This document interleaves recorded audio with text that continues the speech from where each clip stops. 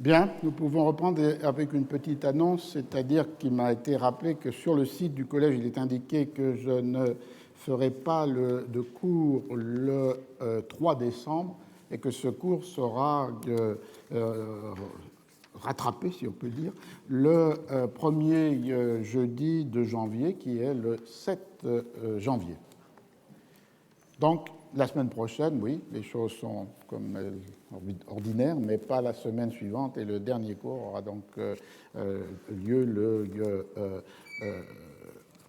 10 et les derniers cours de 2015, les 10 et 17 décembre. Donc, on est devant ce document qui a pu être analysé très précisément par un grand spécialiste de la question, Gary Taylor. Et il y a le problème, donc, un titre, une référence à Don Quichotte, un problème pour celui de la date de cette représentation, parce que l'année 1612 et 1613 ont été très particulières pour la cour d'Angleterre, dans la mesure où le 6 novembre 1612 était mort le prince héritier, le prince Henri, ses funérailles ayant lieu un mois plus tard, le 7 décembre 1612, et qu'en 1613, le 14 février, était célébré à Whitehall le mariage entre la fille du roi d'Angleterre, Jacques Ier, Élisabeth, et le prince Palatin. Ce qui fait que la saison ordinaire des spectacles a été bouleversée par, en particulier, le premier événement, et ce qui permet de penser que le Cardenio, avec les autres pièces, a été représenté entre janvier et février 1613, puisqu'on sait que le 21 février, le roi quitte Whitehall et la cour. Donc, ça donne une date qui était indécis, mais on peut penser que cette pièce date donc de 1613 dans sa représentation. Évidemment, Shakespeare a pu y penser auparavant s'il est un des deux auteurs du texte. Alors, Cardenio, je le rappelle, sans rentrer dans trop de détails, c'est un personnage qui entre dans l'histoire de Don Quichotte au chapitre 23. On a pris l'habitude de citer le Quichotte à partir des découpages en chapitres modernes. Ce découpage, il faut le savoir, n'a de sens que parce qu'il y a une seconde partie de Don Quichotte en 1615 et que donc on dit première partie, deuxième partie. Mais le texte de 1604, imprimé 1605, distribué du Quichotte, était divisé en 4 parties et chacune avait un ordre nouveau de ces chapitres. Donc, restons sur la convention, chapitre 23, et le personnage apparaît dans cette histoire et apparaît dans l'histoire de la littérature européenne avec ces lignes qui sont le moment où Don Quichotte, qui s'est retiré dans la Sierra Morena, l'aperçoit. Tandis qu'il marchait, Don Quichotte, avec ses pensées, il vit que sur le sommet d'un monticule qui s'offrait à ses yeux, un homme allait sautant de rocher en rocher, de buisson en buisson, avec une légèreté surprenante. Il lui parut être tout nu, avec une barbe noire et épaisse, des cheveux touffus et ramassés en tas, des pieds sans chaussures et sans rien sur les jambes. Ses cuisses étaient recouvertes de choses qui semblaient être de velours fauve, mais si déchirées qu'en maint endroits elles laissaient voir la chair. Il avait la tête découverte, et il eut beau passer aussi rapidement qu'on l'a dit, tous ces détails furent observés et notés par le chevalier de la triste figure, le surnom donc de Don Quichotte. C'est cette apparition d'un homme sauvage, nu, en haillons, sautant de rocher en rocher, qui est l'entrée de la figure de Cardenio dans l'histoire. Dans ce même chapitre, il est ensuite décrit par les chevriers qui l'ont recueilli et qui l'ont entendu leur demander où est-ce qu'ils pourraient faire la retraite la plus absolue, dans la solitude la plus extrême, et les rencontres qu'ils ont pu avoir ensuite avec lui, et le moment clé de la fin du chapitre 23, lorsque, cette fois-ci, Don Quichotte non seulement aperçoit Cardenio, mais le rencontre. À cet instant précis, apparut dans une gorge de la montagne qui s'ouvrait, et où ils étaient, c'est-à-dire Sancho et Don Quichotte et les chevriers, le jeune homme qu'il cherchait et qui venait en marmonnant des paroles qui ne pouvaient être entendues de près, et moins encore qu'il ne pouvait être entendu de près, et moins encore de loin. Son vêtement était tel qu'il a été dépeint, et si ce n'est que lorsqu'il se fut approché, Don Quichotte vit que le grand collet tout déchiré qu'il portait était un collet d'ambre, par où il acheva de se convaincre que qui portait de tels habits ne pouvait être d'humble condition. À peine arrivé, le jeune homme les salua d'une voix discordante et rauque, mais fort poliment. Don Quichotte lui rendit son salut avec autant de civilité, et descendant de Rocinante, il alla d'un air avenant et de bonne grâce lui donner l'accolade, et le tint longtemps serré dans ses bras, comme s'il l'avait connu de longue date.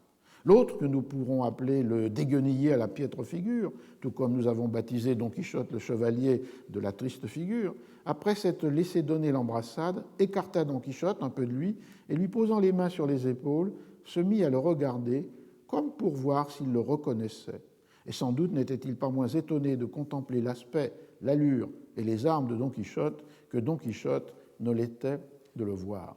Et donc, entre ici la figure et, j'avais suggéré, le fait que, d'emblée, il y a comme l'idée que Cardenio et Don Quichotte sont des doubles. L'un et l'autre font une retraite dans la Sierra Morena.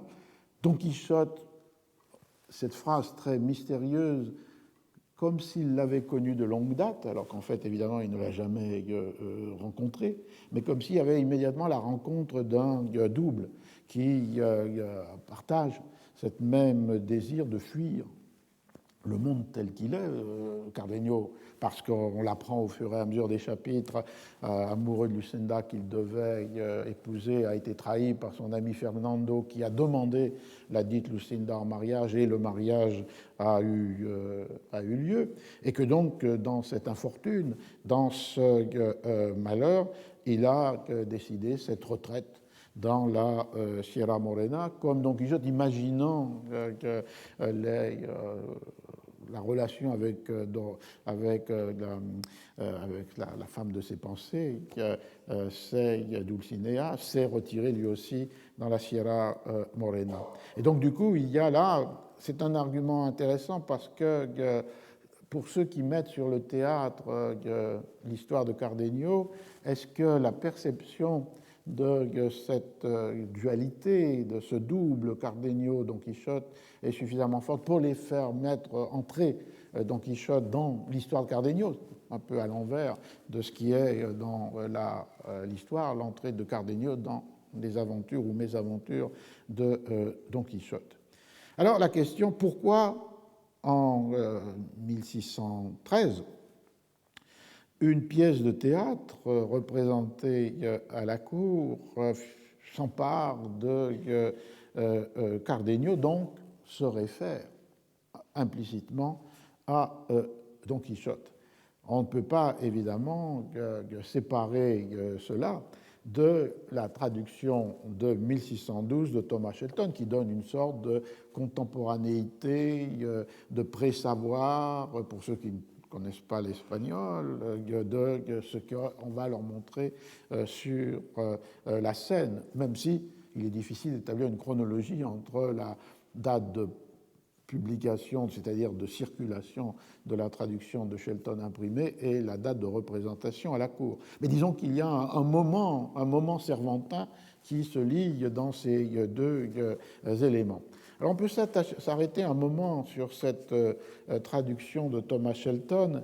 Je pense que l'histoire des traductions est une forme très importante à la fois pour ce qui avait pu nous retenir dans un cours, c'est-à-dire la géographie littéraire, les cartographies des circulations, des transmissions, des présences, et cartographier ou donner la chronologie des traductions d'une œuvre est un élément important dans cette géographie littéraire, contrastant par exemple les œuvres qui restent enserrées dans un horizon géographique qui est celui de leur langue ou de leur origine, et d'autres qui connaissent dans la très longue durée et dans la multiplicité des langues une projection universelle, ce qui est évidemment le cas de Don Quichotte.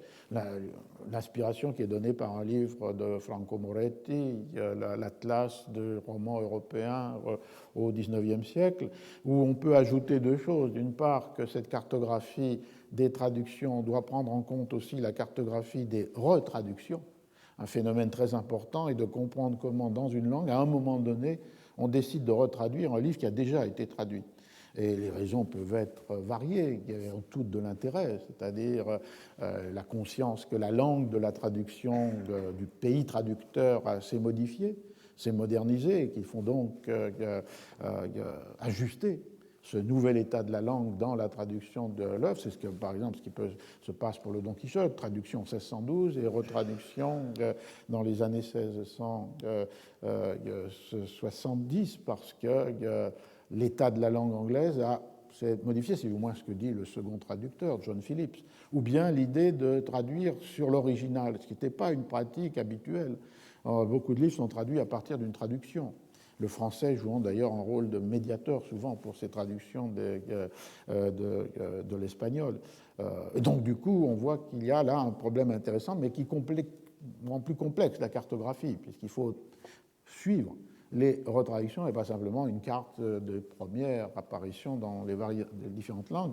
Et la deuxième élément qui me paraît important, et on l'a déjà rencontré ici, on le rencontre maintenant, c'est le fait que la géographie d'une œuvre n'est pas seulement la géographie de ses textes imprimés, que ce soit les éditions en langue originale ou que ce soit les éditions des traductions et des retraductions.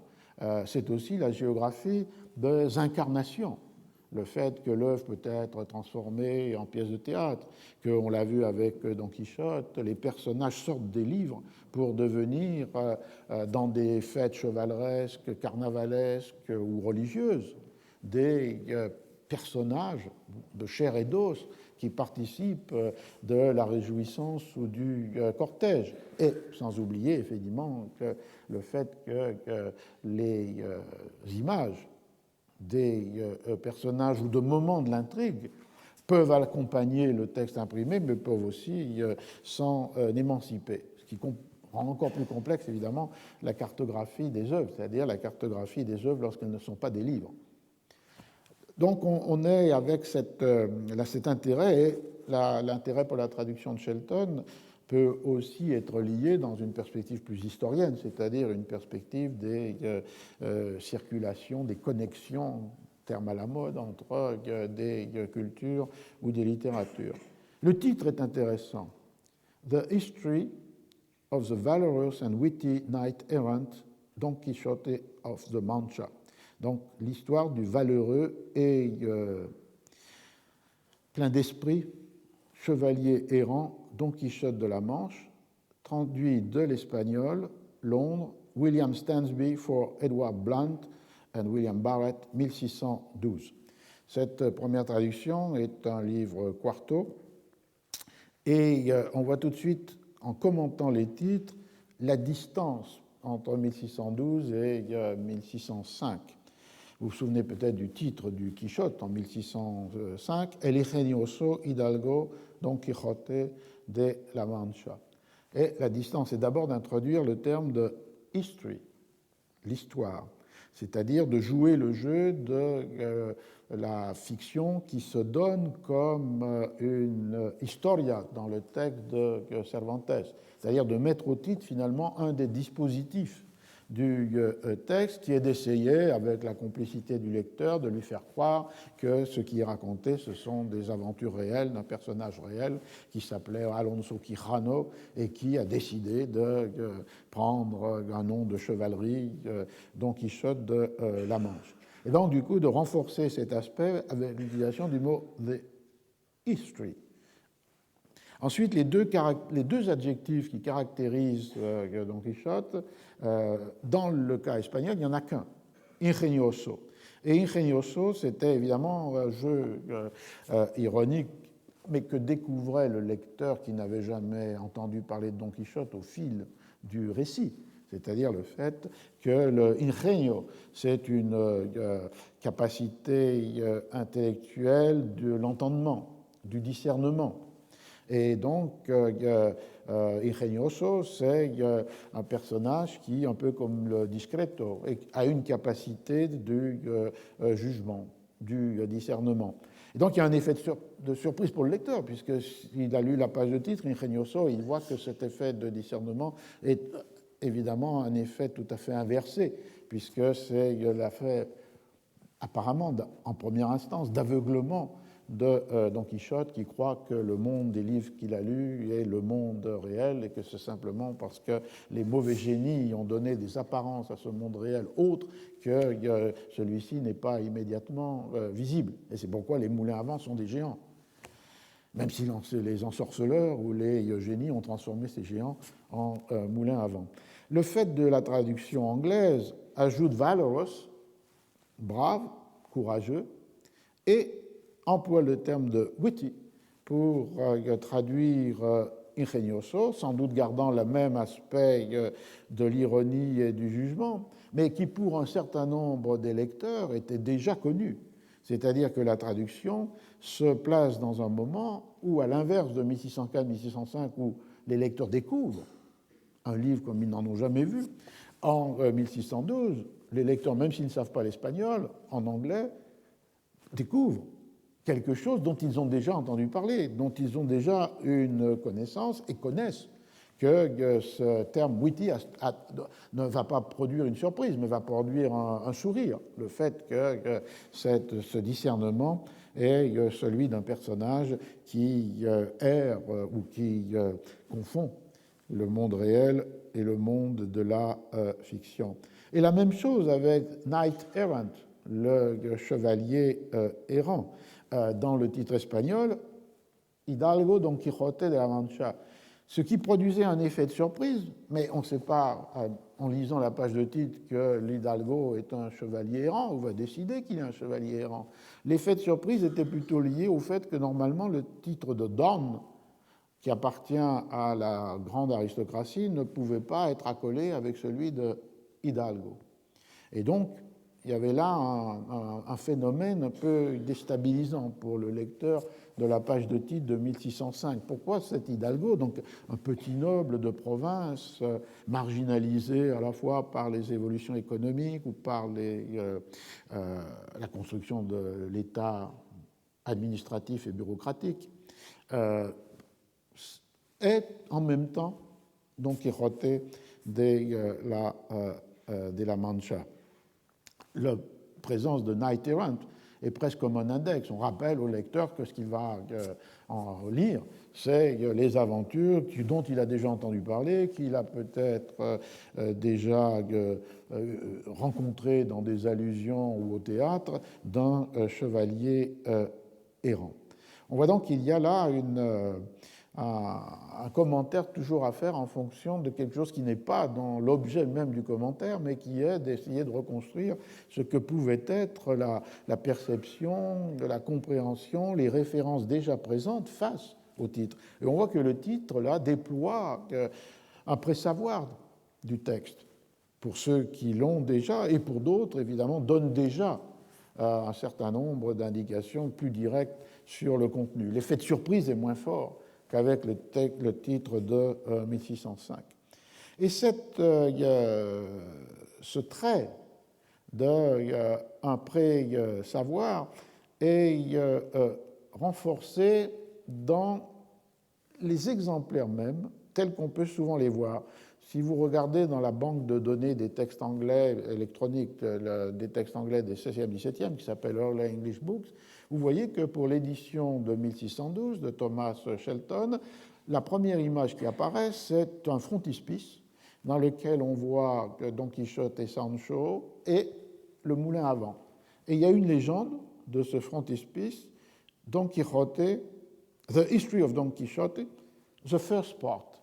Évidemment, c'est tout à fait bizarre, puisque en 1612, même pas Cervantes pouvait imaginer qu'il y aurait une seconde partie du Don Quichotte. Et donc, il s'agit d'une image qui avait été utilisée par l'éditeur Blount pour la publication de la seconde partie de Don Quichotte, en anglais 1620, image qui copiait une image française de 1618, première illustration montrant plus ou moins de manière réaliste Don Quichotte et Sancho, et qu'il a ajouté, ou qu'on a ajouté a posteriori, à l'édition de 1612 de la traduction, en indiquant The First Part. Mais évidemment, c'est un artefact qui a été construit rétrospectivement, peut-être par Blount pour des exemplaires qui lui restaient, ou peut-être par des libraires ou des possesseurs du texte enfin en particulier qui ont pu avoir cette gravure qu'ils rencontraient dans un autre exemplaire qui circulait. Mais on voit qu'il faut être très méticuleux et très attentif à la composition typographique puisqu'elle est l'objet de possibles manipulations. Et par exemple, la présence d'images qui n'étaient pas dans l'édition originelle, ou à l'inverse, puisque le commerce de librairie l'a souvent fait, la suppression d'images en hors-texte ou en frontispice qui devenait un objet d'un marché propre et qui donc du coup donnait l'impression que le livre n'avait pas été illustré. J'avais rencontré ça pour un texte qu'on avait discuté il y a quelques années, Las Casas, l'édition anglaise de la 1656 de la destruction des Indes, a un petit dépliant dans lequel il y a 4 images qui reprennent plus ou moins les images de l'édition de 1598, qui sont les premières illustrations des cruautés espagnoles dans le Nouveau Monde. Et dans beaucoup d'exemplaires, parfaitement reliés, l'image n'apparaît plus, comme si elle avait été découpée, enfin le hors-texte n'apparaît plus, comme s'il avait été découpé, oublié, perdu ou vendu. Donc on a là dans le titre cette réflexion sur comment le titre peut jouer sur un horizon déjà constitué. Cette page de titre est aussi intéressante parce qu'elle donne des indications sur l'imprimeur et sur le libraire. Dans le cas anglais, il y a la distinction, tous les deux appartiennent à la corporation, à la communauté de métier des stationers. Mais le plus souvent, un libraire éditeur n'est pas imprimeur, mais il prend en charge les frais d'une édition et donc il demande à un imprimeur d'imprimer pour lui, en le rémunérant, les exemplaires du livre qu'il veut éditer. Et là, les deux sont importants. William Stansby était un imprimeur renommé. En 1616, il va être l'imprimeur du Ben Jonson, The Works of Ben Jonson. Et grâce à un travail bibliographique extrêmement méticuleux, David Gans a pu rentrer dans la chronologie du processus de publication, montrer que sans doute l'impression de cette traduction avait commencé en février 1611, mais qu'elle avait été interrompue par d'autres travaux plus urgents pour l'imprimeur, et donc s'était achevée au printemps de 1612. Ce qui est intéressant, puisque ça veut dire que une pièce qui aurait été composée dans la deuxième moitié de 1612 pouvait disposer d'un exemplaire de la traduction de Shelton, ce qui laisse supposer que notre Cardeno ou Cardena pouvait entrer dans ce cas. Le libraire éditeur, lui, est particulièrement intéressant, Edward Blount, parce que c'est une figure majeure de la librairie anglaise du début du XVIIe siècle, dans la mesure où il s'est spécialisé dans les traductions. Et bien sûr, il a publié quelques auteurs anglais, mais la caractéristique de son catalogue, ouvert d'ailleurs en 1598, enfin, ce n'est pas le premier livre qu'il publie, mais en 1588, il publie de Florio le dictionnaire italien-anglais A World of Words, un monde de mots, très joli titre, et qui introduit à cette dimension d'abord d'une collaboration avec Florio, parce qu'en 1603, il publie la traduction des Essais de Montaigne, qui a été établie par le même Florio. Et entre parenthèses, d'ailleurs, dans les accès souvent de montrer que Shakespeare n'est pas Shakespeare, donc de trouver qui était Shakespeare, récemment, le Canadien a identifié Shakespeare comme étant Florio. Donc c'est à Florio qu'on attribue la totalité, dans cette nouvelle perspective, des œuvres de Shakespeare. Je pense que ces attributions qui ne repose sur rien. Elle repose en fait sur un préjugé, dans un sens. C'est l'idée que les œuvres de Shakespeare sont si nourries de références théologiques, historiques, ou d'une poésie, sublime, qu'elles ne peuvent pas avoir été produites par un fils de gantier de Stratford-upon-Avon, dont on sait qu'il a fait des études dans une grammar school, mais qui n'est jamais allé à l'université. Et donc, du coup, c'est le mécanisme de ces attributions pour trouver qui est Shakespeare, si ce n'est pas Shakespeare, est toujours un mécanisme d'attribution soit à une figure aristocratique, soit à une figure d'érudit, qui devient plus plausible pour expliquer l'étendue des savoirs ou la perfection des beautés qui se trouvent dans l'œuvre shakespearienne. Et donc on a pu avoir comme ça toute une série, Bacon par exemple, maintenant Florio, ça serait toute une discussion, mais il y a des faits historiques absolus qui s'opposent à cela. C'est le fait que dès 1598, il y a des textes qui sont sur Shakespeare et qui ne dissocient pas le Shakespeare qui a réellement existé et qui était un acteur et sans doute un propriétaire de la troupe des hommes du roi, et le même Shakespeare auquel on attribue les pièces de théâtre ou les poèmes. Alors que toute opération de créer un Shakespeare qui n'était pas Shakespeare suppose une radicale différence entre l'auteur des textes et le Shakespeare historique, acteur et propriétaire de la troupe, ce qu'aucun document, à partir de 1598, ne permet de soutenir. Donc je pense que c'est des jeux fascinants en eux-mêmes, intéressants, mais qui, évidemment, ne renvoient à aucune réalité historique et qui peuvent consumer de much ado about nothing. Donc là, après, la carrière éditoriale de Blount est jalonnée par des traductions. En 1604, la traduction d'un livre du père Acosta, Historia Natural y Moral de las Indias, donc une ouverture sur la conquête, la colonisation, le monde américain. En 1607, il traduit l'Arte Aolica de Ducci, enfin il traduit, il publie, et finalement en 1608, avant 1612, Cervantes, Don Quichotte, de la sagesse de Charon, un livre inscrit un peu dans la postérité de Montaigne.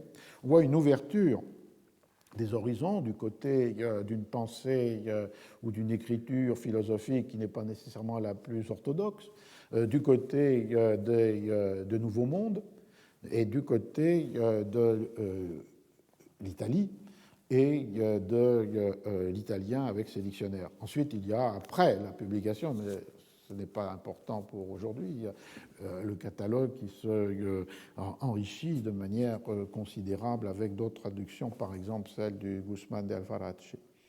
Donc la figure de Blount comme cet éditeur, ce libraire-éditeur ouvert à la nouveauté qui va être aussi en 1623 l'un des membres du consortium qui publiera le folio de Shakespeare. Et donc dans Blount, on trouve une de ces rencontres que nous cherchons à travers ces exposés, c'est-à-dire c'est ce même libraire-éditeur qui a publié seul la traduction de Shelton du Quichotte et qui a participé avec 3 de ses confrères à la publication du folio de Shakespeare de 1623. Le titre de la traduction de Shelton a été enregistré par Blount dans les registres de la Stationers' Company le 19 janvier 1611, et d'ailleurs sous un autre titre, parce qu'on est dans un monde où il n'y a pas de copyright, mais existe le right in copy, c'est-à-dire si un libraire ou un imprimeur, éditeur possède un manuscrit, que l'on appelle copy, il va le faire enregistrer par la corporation des libraires imprimeurs, c'est ce qu'on appelle to enter le titre, et du coup, ça veut dire que cela bloque la possibilité pour un autre de ses confrères de publier le même texte. C'est comme s'il était considéré un droit de propriété patrimoniale, imprescriptible du libraire ou de l'imprimeur-éditeur, mais disons ce sont surtout des libraires en Angleterre au XVIIe, du libraire-imprimeur, du libraire-éditeur sur ce titre. C'est une garantie finalement, parfois violée, et il y a des procès devant la Stationers' Company, mais normalement c'est un équivalent d'un copyright dans les mains du libraire. Et dans ces registres qui ont été conservés, on peut voir la date où apparaît l'œuvre, et on peut supposer qu'elle est terminée, puisqu'il faut porter le manuscrit même, la copie. Et d'autre part, on peut voir la variation dans les titres. Ici, la traduction avait été enregistrée comme « The Delightful History of the Witty Knight Don Quixote ». Donc pas de Knight Errant ou Errant Knight, et Delightful, le basculement de l'histoire directement du côté du plaisir, du divertissement, la délicieuse, la plaisante histoire du chevalier avisé Don Quichotte. Donc tout de suite un registre qui était immédiatement celui du divertissement.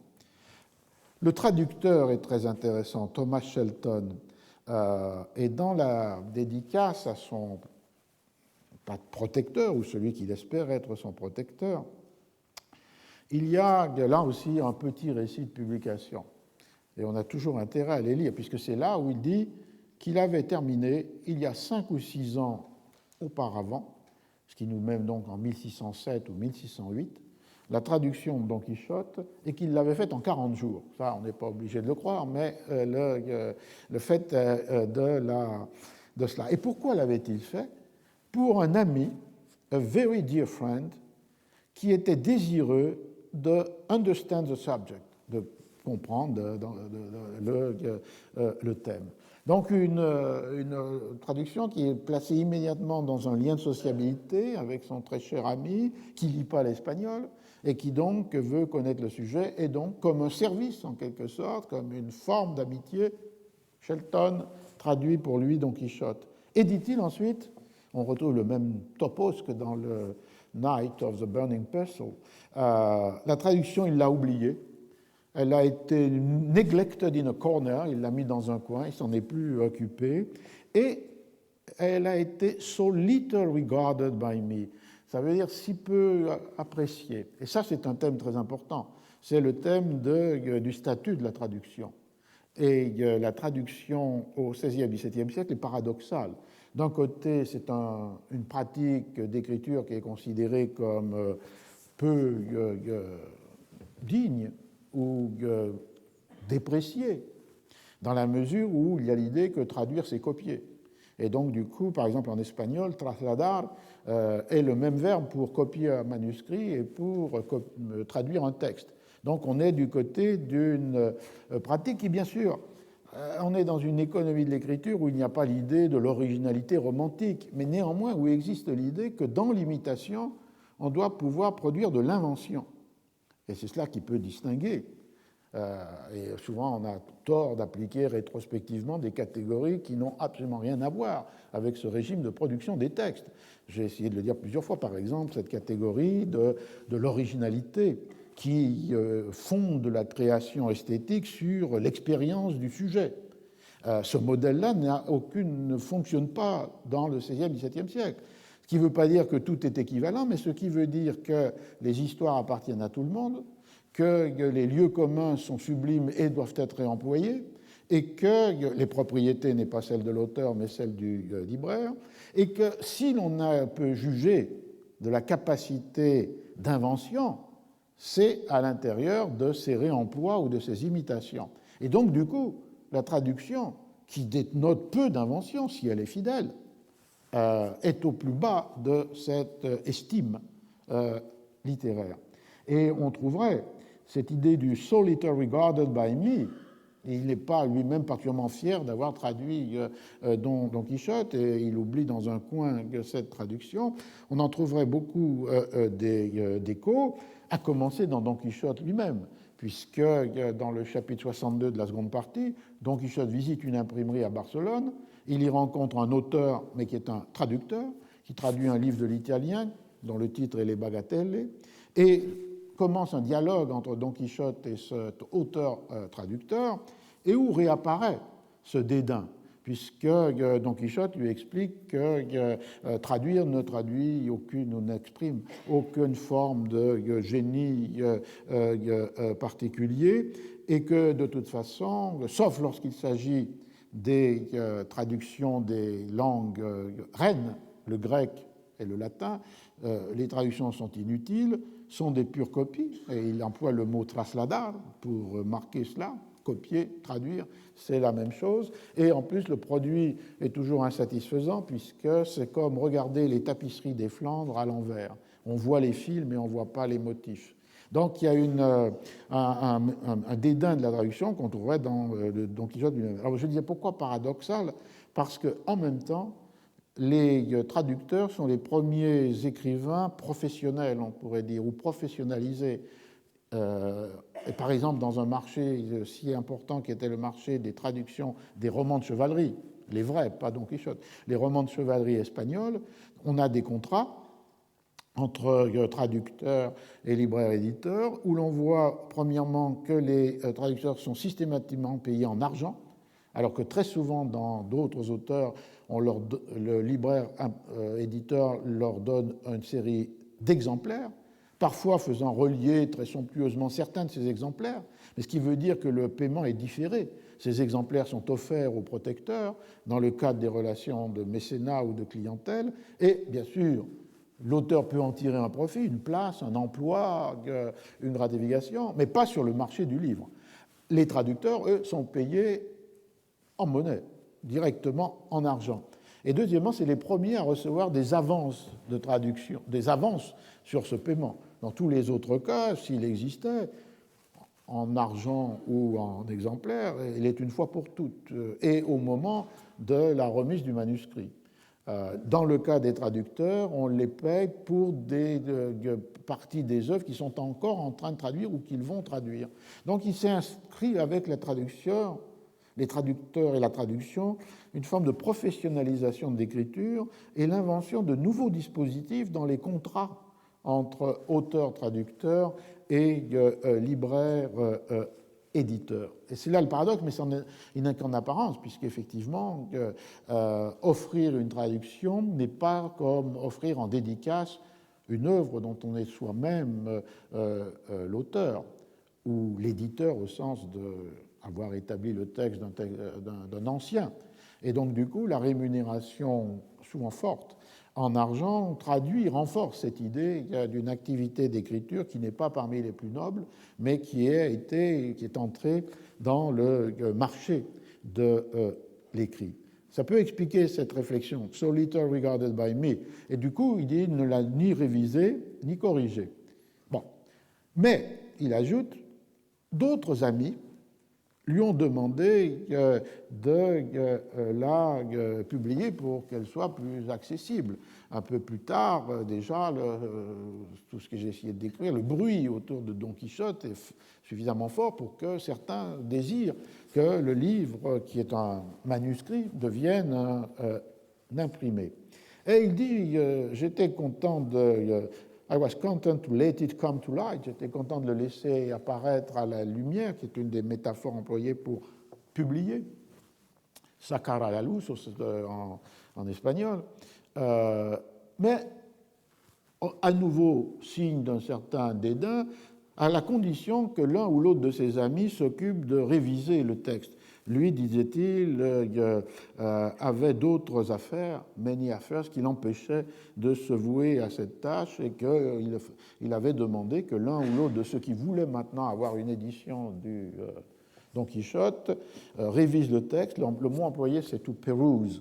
Et to peruse, c'est lire avec beaucoup d'attention et corrige les erreurs qui lui auraient à lui échappé.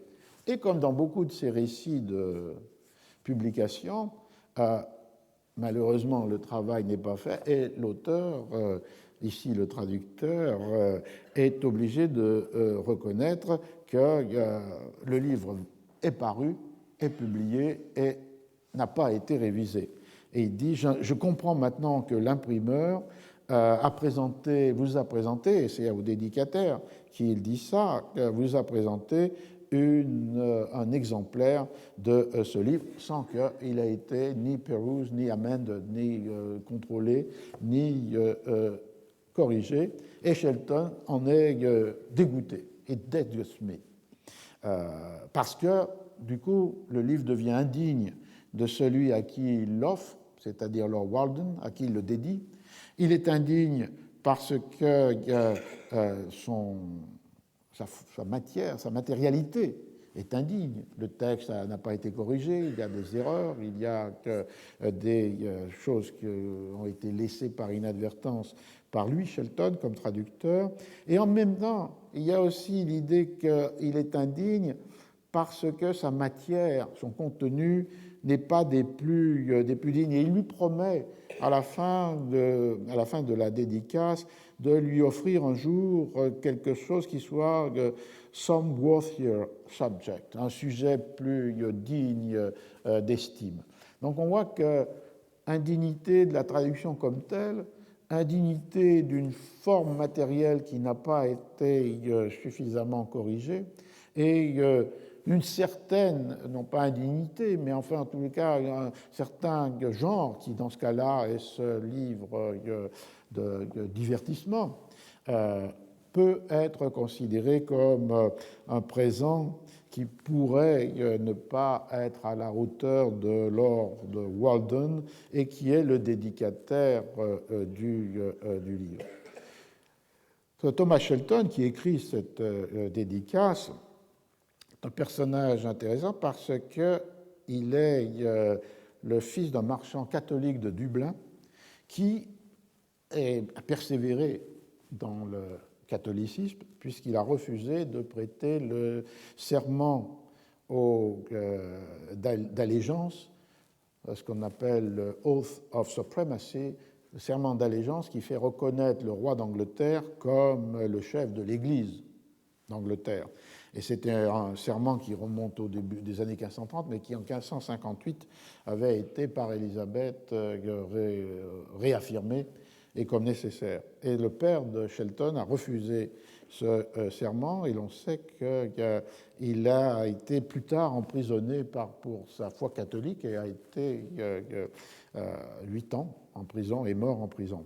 Plus grave encore, dans un sens, pour le frère de Thomas Shelton, John Shelton, était un catholique encore plus engagé peut-être que le père, puisqu'il s'était, en 1598, a fait membre d'une sorte de tentative de rébellion à Dublin, et dont la première cible était le Dublin Castle, c'est-à-dire le château où étaient installés les officiers de la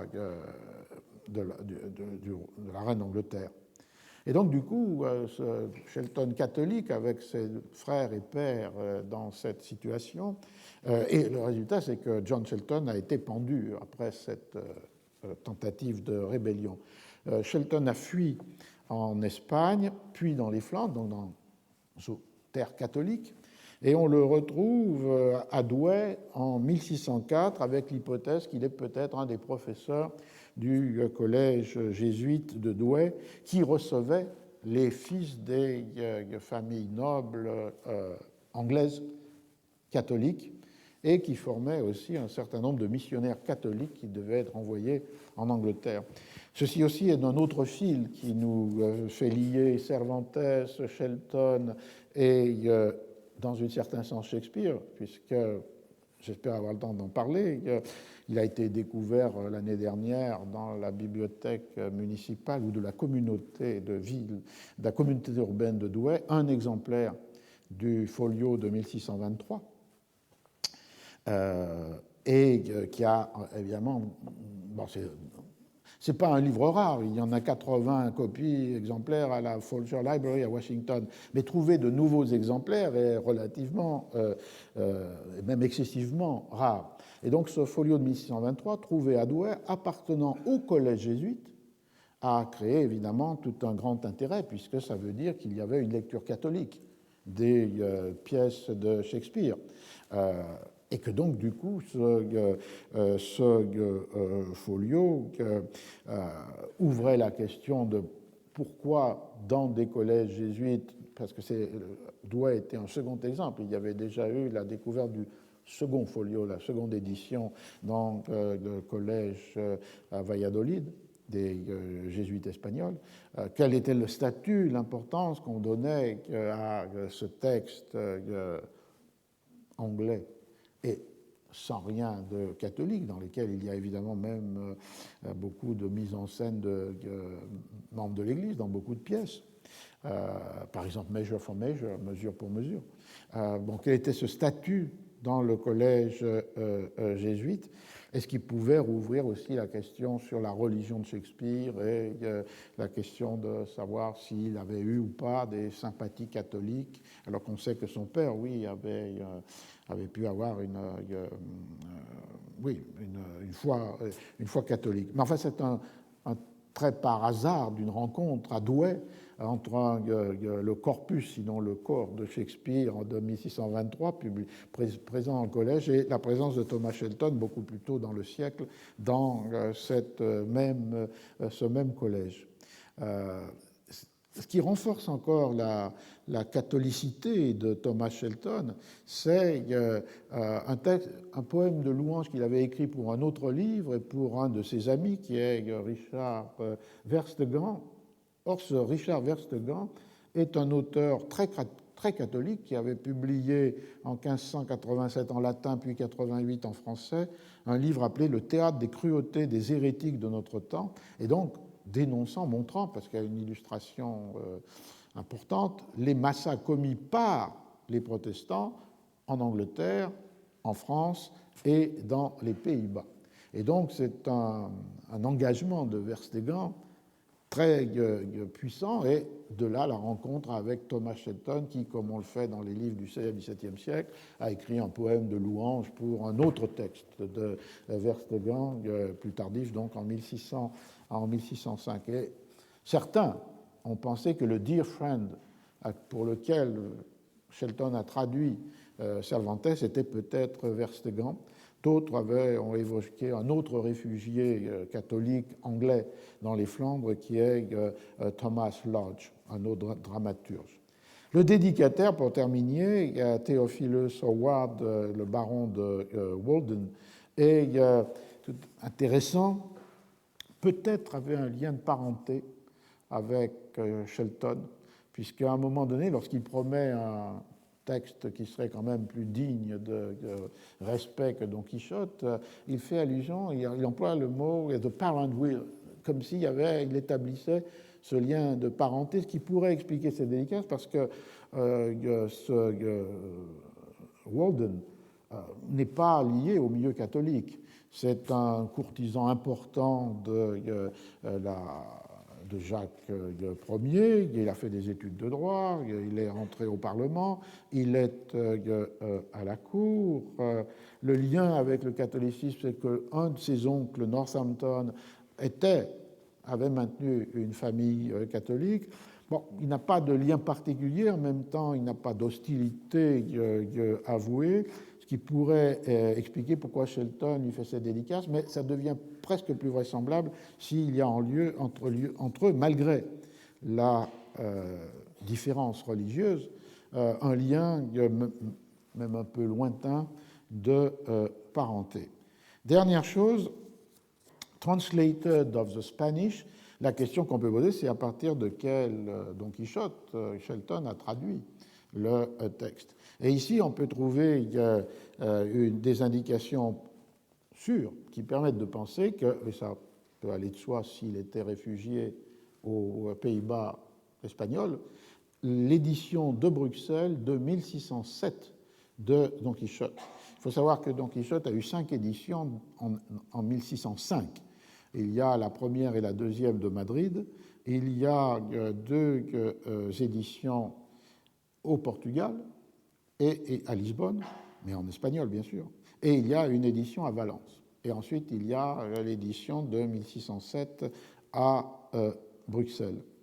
C'est beaucoup, 5 éditions dans la même année, ce qui prouvait aussi l'effet de connaissance et d'intérêt, d'engouement pour un livre assez différent de tous ceux qui caractérisaient les livres d'imagination et les éditions à Valence et à Lisbonne s'expliquent pour une raison tout à fait simple, c'est que le privilège qui avait été demandé par Cervantes portait sur la Castille. Or, la monarchie espagnole est une monarchie composite. Le roi de Castille, d'Aragon et de Portugal. Mais chacune des deux entités, Aragon, auquel appartient Valence, et Portugal, n'étaient pas liés par des privilèges donnés en Castille. Et donc, ils ont pu imprimer librement, les deux éditeurs lisboètes et l'éditeur de Valence, une édition du livre, ce qui fait que c'est pour cela que dans la seconde édition, Cervantes ou son libraire éditeur Robles ont pris la précaution de demander un privilège qui s'étendait non seulement à la Castille, mais aussi à l'Aragon et au Portugal, puisque le Portugal appartient à la couronne depuis 1580. Et donc, c'est cette édition de Roger Velpius de 1607 à Bruxelles qui sert de texte pour être traduit, et on peut le voir avec un détail qui est tout à fait intéressant, qui est le fait que, je abrège cette petite histoire, c'est le fait que dans l'édition première, celle imprimée en 1604, datée 1605, Madrid, Cervantes avait commis, entre autres, une négligence qui était de dire qu'au chapitre 25, Sancho avait perdu son âne qui lui avait été volé ou qui avait disparu, et l'âne réapparaissait au chapitre 46 sans aucune explication. Et donc, du coup, la désinvolture de Cervantes avait été l'objet immédiatement de la critique, en particulier de ses amis qui étaient regroupés autour de ses ennemis regroupés autour de Lope de Vega. Et donc, dans la deuxième édition de Madrid, Cervantes décide d'éclairer cette affaire. Donc, il écrit deux petites variantes, deux paragraphes. Un paragraphe pour raconter comment l'âne a été volé à Sancho, et il a été volé par un des galériens qu'avait imprudemment libéré Don Quichotte, Ginés de Pasamonte. Et il raconte comment l'âne a été récupéré par Sancho qui, sur les routes de la Sierra Morena, aperçoit Ginés de Pasamonte avec son âne, le met en déroute et récupère son âne. Et donc, du coup, la première interpolation a été introduite au chapitre 23 et la deuxième, elle a été introduite au chapitre 30. Mais à la suite de bévues dont on ne sait si c'est l'imprécision des indications données par Cervantes ou bien une erreur dans l'atelier qui a été commise, l'âne qui était volé au chapitre 23 restait présent dans la fin du chapitre et au début du chapitre 25, c'est-à-dire que Sancho était juché sur un âne qui normalement avait disparu. Et cette deuxième confusion, après la première inadvertance, ça n'a fait que renforcer l'idée du manque de soin de Cervantes par rapport à son objet. Et ce que l'on voit, c'est que l'édition de Bruxelles de 1707, un correcteur a lu avec beaucoup d'attention cela et utilisant l'édition de 1605, mais en gommant les erreurs, c'est-à-dire qu'une fois que l'âne a été volé, il disparaît. Il disparaît des phrases de la fin du chapitre 23 et il disparaît de la première phrase du chapitre 25. Donc ce correcteur a établi la cohérence du récit, et c'est celle-ci qui se retrouve dans Shelton. Donc il est clair qu'il y a là une preuve de l'utilisation du chapitre de l'édition de Velpius. Et Cervantes, s'embarrassant encore en 1608 dans la troisième édition de Madrid, tente de donner une explication de tout cela en disant que finalement l'âne avait été volé, mais qu'on n'avait pas volé les harnais ou la selle, ce qui fait que Sancho était encore chargé de ces apparejos de l'âne. Mais on voit que c'est ce petit détail de l'envolée que Francisco Rico, le plus grand éditeur du Quichotte, a commenté à de multiples reprises, puisque ça permet de voir la différence en 1605, deuxième édition, 1605, première édition, puis ensuite ce que deviennent ces lignes dans les rééditions de 1608, comment est raconté par donc, Sancho dans la deuxième partie en 1615 l'épisode du vol. Cela permet d'entrer à la fois dans le mode de composition du texte par Cervantes, qui est un mode assez libre, désinvolte, qui ne s'attache pas à des contradictions, à des oublis, à des omissions. Il y a une sorte de fluidité dans la composition qui, comme le dit Rico, qui ressemble plus à la parole vive que à la mise en écriture, ou du moins qui respecte cette idée que le Quichotte est autant parlé qu'écrit. Donc du côté du mode de composition, on voit là cette sorte de liberté que se donne pour son malheur, puisque ça se transforme en un objet de critique, Cervantes. D'un autre côté, c'est entrer dans les processus qui fait qu'un manuscrit d'auteur devient une page imprimée, et l'ensemble des intermédiaires, des opérations qui peuvent introduire de la différence, de la dissemblance, voire même de la bévue ou de l'erreur. C'est-à-dire ici la mauvaise localisation d'une interpolation, l'absence de soin d'un correcteur qui ne se rend pas compte des contradictions qu'il a laissées dans le texte, la confusion possible d'un ouvrier typographe qui ne place pas au bon endroit le texte qui lui a été donné en surcroît de sa copie qu'il est en train d'imprimer. Donc cette petite histoire de l'âne est porteuse de nombreuses leçons. On va rester là avec l'idée que 1613, nous avons une pièce qui a été donnée à la cour au moins 2 fois, à Whitehall, et puis, comme on le sait, la visite de l'ambassadeur du duc de Savoie à Greenwich, qui est une pièce qui met à profit un personnage et une histoire, on peut le supposer, de Don Quichotte, qui est en synchronie avec le moment de la publication de la traduction, même si on ne doit pas nécessairement supposer que seule la publication de cette traduction avait pu inspirer ou porter une connaissance du Don Quichotte en espagnol. Mais nous avons donc à ce moment de la documentation et du récit une pièce qui a un titre mais qui n'a pas d'auteur. Alors, qui sont-ils? Ce serait l'objet de la semaine prochaine.